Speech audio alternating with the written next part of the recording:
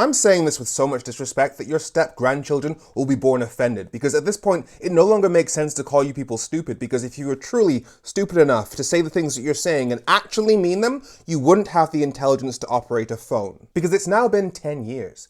10 full years since the Brexit referendum was called, and some of you are still calling it a democratic decision. And so I'm going to explain this as simply as I possibly goddamn can. There were two options in that referendum: remain a member of the EU and leave the EU. And so that you understand this concept, imagine you had 10 housemates all living together, and in that house there's a big old pizza that can feed all 10. The 4 of the housemates want to stay in and eat that pizza, but 6 want to go out and eat elsewhere. And so when you have the vote to remain in the house or leave, the majority, 6, vote to leave. But of those 6, 2 wanted to get Chinese, 2 wanted to get Italian, 2 wanted to get Brazilian. So they couldn't actually agree on what to eat. And in fact, the most popular thing to eat was the pizza they had at home. That's why all the parties that said they wanted to go ahead with Brexit don't actually like Brexit itself. For example, the Brexit Party, which is now called the Reform Party, literally said that staying in the EU would have been better than Boris Johnson's Brexit deal. The DUP, the party in Northern Ireland that supported Brexit, they rejected Boris Johnson's Brexit deal before we'd even left. And the Tories, the guys who actually did the Brexit deal,